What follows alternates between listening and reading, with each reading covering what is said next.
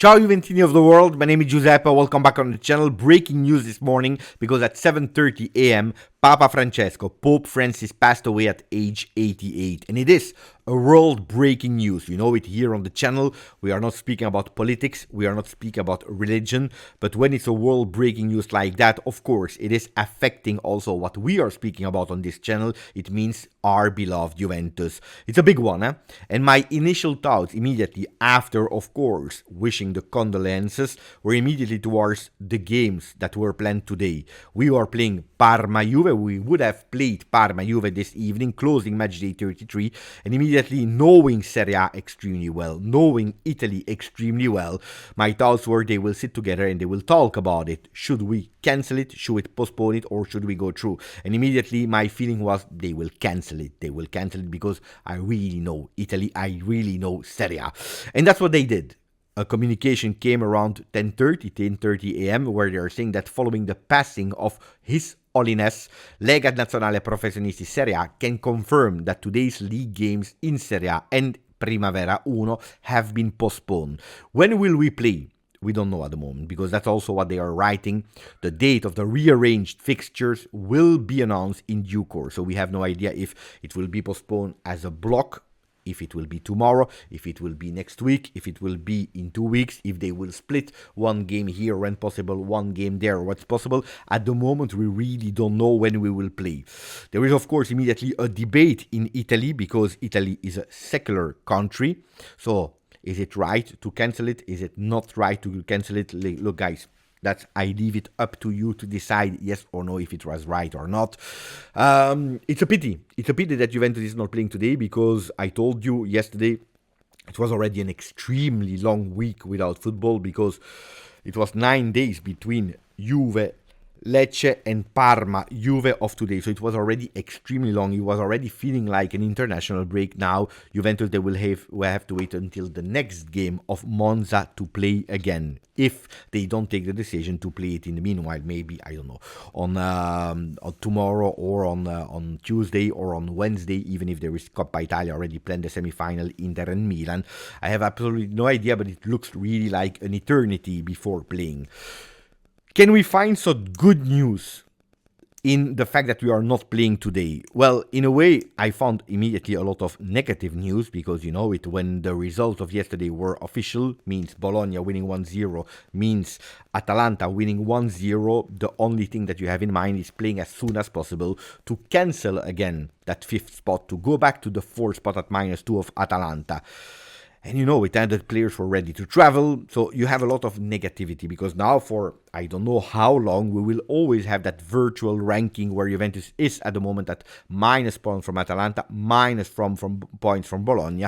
Luckily, in a way, that we have to wait to Fiorentina and Lazio that also need to play. But the positive news, of course, are the fact that Kenan Yildiz was not at 100%, they would have started from the bench, and that Koopmeiners will probably be recuperated. If you are looking at the predicted lineups, that what should have gone today, we see that Colomani and Nico Gonzalez should have played behind Dusan Vlahovic, with Cambiaso on the left, McKennie on the right, and then for the other ones, all of them were confirmed. So 11 players without actually players that could score, because if you are looking at that Tudor era, what do we see? We see that we scored 4 goals in 3 games. Kenan Yildiz twice, but he was not ready to start the game of today. Koopmeiners scored once, and today he was not even called up. And then Locatelli with 1 shot, the only goal of the season. So it's not that we are expecting Locatelli to score a lot of goals this season, or usually.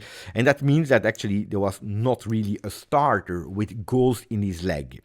Yes, we were all counting on a beautiful offensive performance, especially with that trio offensively. Nico Gonzalez a bit more up front, with Colomani for the very first time from the start in Tudor's decision behind Dusan Vlahovic. We're expecting goals from them, but were we sure that they would arrive today? Big question mark. Vlahovic is not scoring since the 23rd of February. The last goal was against Cagliari, I don't know if you remember, while Colomani, after a fantastic, beautiful start with 5 goals in 2 games, he didn't score anymore. The last time that he scored was against Como on the 7th of February. So we were actually playing with some players offensively that at the moment, well, it's difficult to see them scoring. It's difficult to bet on them being the one that are deciding the game. So probably we would have missed a bit of finalizing touch, a bit of the one that is able to say, okay, I will take Juventus on my back. I will score that goal. I will make sure to be decisive and to bring the 3 points. That means going back again at the 4th spot.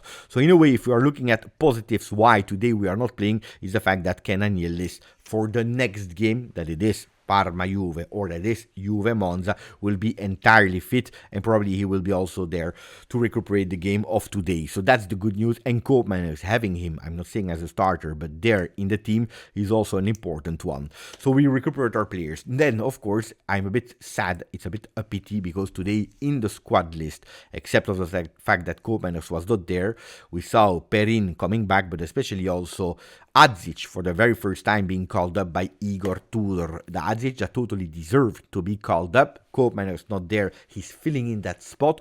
Would we have seen the first minutes of Adzic under the Croatian coach? Question mark. That's a question that at today we cannot answer. On the other side, Adzic totally deserved to be called up.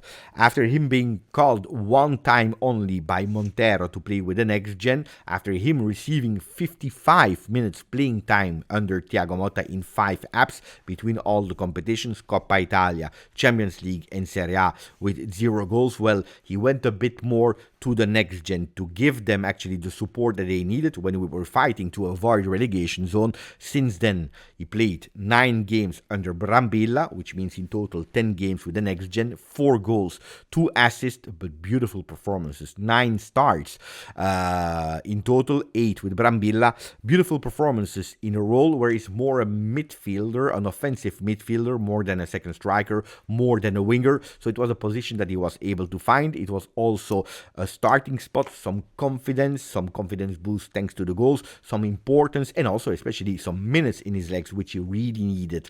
The fact that Igor Tudor was calling him up was a beautiful reward and also a sign of trust towards the player from Montenegro to say you're part of the first team. Like the day that he asked him also to come to that restaurant with all the players from the first team. Do you remember that beautiful dinner that they all had together? Adzic was there because he's part of the first team. And now with Serie C, that we next gen were able to win the access to the playoff, because that's mathematical after the Scudetto won by the women. Another beautiful thing from Juventus as a club, as a company, is to reach the playoffs of Serie C. Well, it was beautiful to see again Adzic in the first team. Would have played or not? I have absolutely no idea at the moment.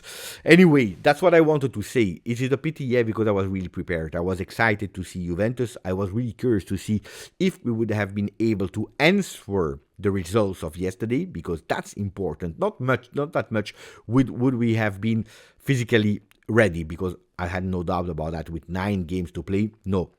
But mentally, did we make that step up to answer the difficulties after the result of yesterday? And then also really curious, who would have been the one that would bring the 3 points home? Who would be the one that would possibly score the goals? Because Dusan Vlahovic, I told you. Nico Gonzalez, I don't even remember when was the last time that he scored. Kolo Muani, seeing him back, it was a big, huge chance for him. Receiving also the trust from Igor Tudor to play over Conceição on the bench. So I had a lot of questions that I wanted to be answered. It's a pity. We will keep you up to date. I have not a lot of things more to say. It's an extremely short video. It is what it is. Ragazzi, I hope you enjoyed it. I'm really curious to read your comments. So comment. Maximum of likes. We see each other maybe later today if we have some updates, some news. Let's see. Grazie, forza, Juve.